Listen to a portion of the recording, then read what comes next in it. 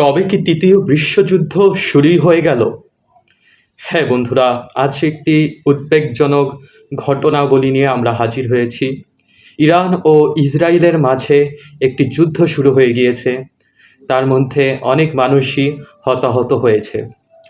ইরানের উপরই ইসরায়েল প্রথম হামলাটি করে এবং ইসরায়েলকে তার কড়া জবাব দিতে ইরান তার মিসাইল হামলা দিয়ে ইসরায়েলের বিভিন্ন শহরকে তছনছ করে দেয়।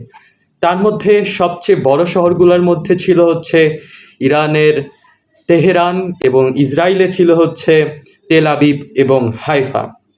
এখন আমরা নয় বুঝলাম ইরানের নয় তেহরান হচ্ছে রাজধানী, তাই ইসরায়েল তেহরানে হামলা করেছে এবং যত সদর দপ্তর রয়েছে ইরানের সবগুলোই হচ্ছে তেহরানে অবস্থিত।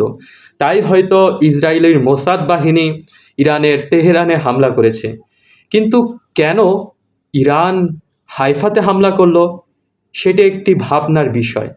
হাইফা হচ্ছে ইসরায়েলের বন্দর নগরী। বাংলাদেশের যেমন রয়েছে চট্টগ্রাম, তেমনই ইসরায়েলের রয়েছে হাইফা। এই হাইফাতে রয়েছে তাদের বিভিন্ন রকম বাণিজ্য কার্যক্রম, বিভিন্ন ধরনের ফ্যাক্টরি থেকে শুরু করে সকল অর্থনৈতিক কাঠামোই এ হাইফা জুড়ে চলে এবং তেল আবিবে তাদের সকল সদর দপ্তর রয়েছে ইসরায়েলিদের এবং এই জন্য এই দুটি শহরকে লক্ষ্য করে ইরান তার মিসাইল উৎক্ষেপণ করেছে। এখন আমরা ভাবতে পারি যে ইরান কেন এত রেগে গেল ইসরায়েলের উপর। এটি ভাবার কারণ রয়েছে। ইরান সবসময় শান্তির পথ অবলম্বন করতে চেয়েছে, কিন্তু ইসরায়েল তা কখনোই চায়নি। ইসরায়েল চেয়েছে কিভাবে ইরানকে দাবিয়ে রাখা যায়, কিভাবে মুসলিম বিশ্বকে দাবিয়ে রাখা যায়, এবং এই কার্যক্রমের জন্য ইসরায়েলকে বিভিন্ন মুসলিম দেশই সাহায্য করছে। সেই সব গাদ্দার দেশের নাম হলো জর্দান, আরব আমিরাত এবং সৌদি আরব। তার পুরোপুরি সমর্থন না জানালেও একটি ছায়া সমর্থন ইসরায়েলকে জানিয়ে যাচ্ছে। তার জন্য ইরান একটু উদ্বিগ্ন রয়েছে, কারণ তার প্রতিবেশীরাই যদি তার বিপক্ষে থাকে তাহলে ইরানের জন্য যুদ্ধ টেকা একটু কঠিনই হয়ে যাবে। কিন্তু তার জন্য কোনো দুশ্চিন্তা করার বিষয় না ইরানের, কারণ ইরানকে সম্পূর্ণভাবে সমর্থন জানিয়েছে পাকিস্তান, তুরস্ক সহ আরও অন্যান্য মুসলিম দেশ। তার মধ্যে সবচেয়ে উল্লেখযোগ্য হচ্ছে পাকিস্তান, কারণ তারা বলেছে পাকিস্তান তাদের নিউক্লিয়ার ফ্যাসিলিটি দিয়ে ইরানকে সাহায্য করবে। যদি ইসরায়েল থেকে ইরানকে পারমাণবিক বোমা উৎক্ষেপণ করা হয় তাহলে পাকিস্তান ইসরায়েলকে সরাসরি পারমাণবিক বোমা মারবে।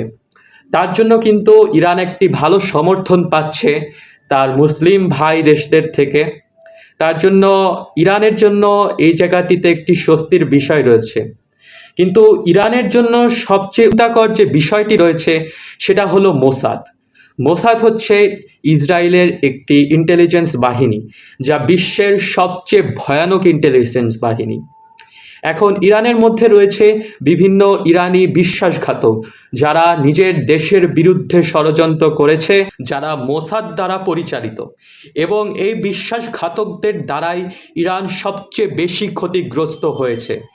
এই বিশ্বাসঘাতকদের জন্যই ইরানের যে পারমাণবিক স্থাপনা রয়েছে তার 20% ধ্বংস হয়ে গিয়েছে।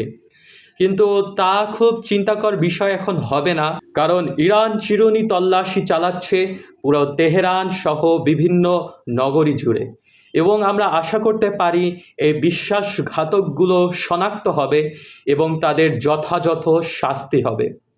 এখন আমরা কি এই ইরান এবং ইসরায়েলের যুদ্ধর মাঝখান দিয়ে World War III এর মধ্যে চলে যাচ্ছি? এই বিষয়টি আলোচনার জন্য আমি একটি নতুন ভিডিও তৈরি করব। আজকের জন্য এটুকুই ছিল। আশা করছি আপনারা আমার ভিডিওটিকে পছন্দ করেছেন। ধন্যবাদ।